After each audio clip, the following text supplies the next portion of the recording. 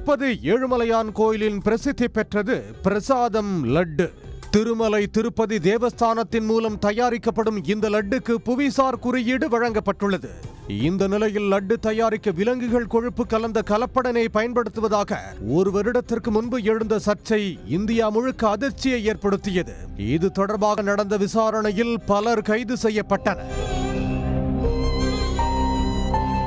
லட்டு விவகாரத்தில் அதிர்ச்சி அடங்குவதற்குள் பெத்தஜியர் மடத்தில் வேலை செய்து வந்த கிளர்க்கு உண்டியல் காணிக்கையை பல வருடங்களாக திருடி 100 கோடிக்கு மேல் சொத்து சேர்த்ததாக அடுத்த அதிர்ச்சி வெளிவந்தது.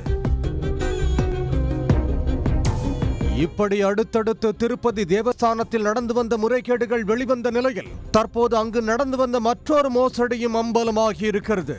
திருப்பதிக்கு வருகை தரும் முக்கிய பிரமுகர்கள், அரசியல்வாதிகள், சினிமா பிரபலங்கள், விஐபி தரிசனத்துக்கு டிக்கெட் வாங்குபவர்கள், நன்கொடையாளர்கள் ஆகியோருக்கு மரியாதை செலுத்தும் விதமாக திருப்பதி தேவஸ்தானம் சார்பில் பட்டு சால்வை, துண்டு அணிவிப்பது வழக்கம். அந்த பட்டு துணிகளை தேவஸ்தானம் போர்டு 2014ஆம் ஆண்டிலிருந்து VRS எக்ஸ்போர்ட் என்ற நிறுவனத்திடம் இருந்து வாங்கி வருகிறது. பட்டு துணிகள் எப்படி இருக்க வேண்டும் என்பதற்கு என்று சில நிபந்தனைகளை தேவஸ்தானம் போர்டு விதித்திருக்கிறது. அந்த சால்வை 100% உண்மையான மல்பரி பட்டில் தயாரிக்கப்பட்டிருக்க வேண்டும். அதில் பயன்படுத்தப்படும் நூல்கள் 20-22 டெனியரில் இருக்க வேண்டும். நீளம் 2.3 மீட்டர், அகலம் 1 மீட்டர். துண்டின் ஒரு புறம் ஓம் நமோ வெங்கடேசாய என்ற வாசகம் தெலுங்கு மற்றும் சமஸ்கிருதத்தில் இடம் பெற்றிருக்க வேண்டும்.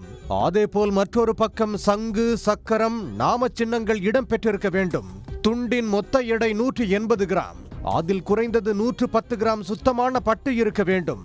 அத்தோடு silk mark organisation of India வழங்கும் சில்க் மார்க் ஹாலோகிராம் கட்டாயம் இடம் பெற்றிருக்க வேண்டும் என பல நிபந்தனைகளை விதித்துள்ளது. இந்த சூழலில் சமீபத்தில் 21,600 பட்டு சால்வைகளை வாங்க தேவஸ்தான போர்டு முடிவு செய்திருக்கிறது. அதற்கான டாக்குமெண்ட்டுகளை TDD தலைவர் BR நாயுடு ஆராய்ந்திருக்கிறார்.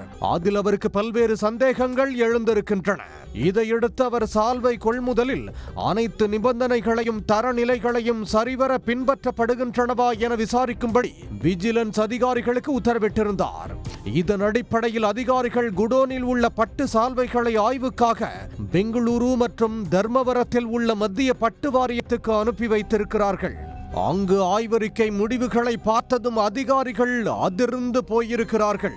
அந்த சால்வைகள் அனைத்தும் பட்டு நூல்களை பயன்படுத்தாமல் பாலிஸ்டரில் தயாரிக்கப்பட்டிருக்கிறது. அதன் உண்மையான மதிப்பு 100 ரூபாய்தான். ஆனால் அந்த நிறுவனம் அந்த சால்வைகளை மல்பரி பட்டு என கூறி திருப்பதி தேவஸ்தானத்துக்கு 1400 ரூபாய்க்கு விற்றிருக்கிறது. இதனால் 10 வருடங்களில் 54 கோடியே 95 லட்சம் ரூபாய் மோசடி நடந்திருப்பதை விஜிலன்ஸ் அதிகாரிகள் கண்டுபிடித்திருக்கிறார்கள். மோசடி நடந்திருப்பது உறுதியானதும் VRS எக்ஸ்போர்ட் நிறுவனத்திடம் கொடுத்திருந்த ஆர்டர்களை தேவஸ்தான போர்டு ரத்து செய்திருக்கிறது. மேலும் புதிய டெண்டரை அறிவித்திருக்கிறது. ஒவ்வொரு முறையும் சால்வை ஆர்டர் கொடுக்கும் போதும் சாம்பிள்களை ஆய்வு செய்து அதன் பிறகு தேவஸ்தான போர்டு வாங்குவது வழக்கம். சமீபத்தில் கொடுக்கப்பட்ட ஆர்டருக்கும் VRS எக்ஸ்போர்ட் நிறுவனம் சாம்பிள்களை கொடுத்திருக்கிறது. அதை காஞ்சிபுரத்தில் உள்ள CSP லேப் உண்மையான பட்டுதான் என அங்கீகரித்திருக்கிறது. இதனால் இந்த மோசடியில் பலருக்கும் தொடர்பு இருக்கலாம் என சொல்லப்படுகிறது. பாலிஸ்டரை தூய பட்டு என கூறி தேவஸ்தானத்தை ஏமாற்றியவர்களையும் இந்த மோசடியில் தொடர்பு உள்ளவர்களையும் கண்டறிந்து சட்டப்படி நடவடிக்கை எடுக்க உள்ளதாக TDD தலைவர் BR நாயுடு கூறியிருக்கிறார். உடனுக்குடன் செய்திகளை தெரிந்து கொள்ள சன் நியூஸ் பெல் ஐகானை கிளிக் பண்ணுங்க.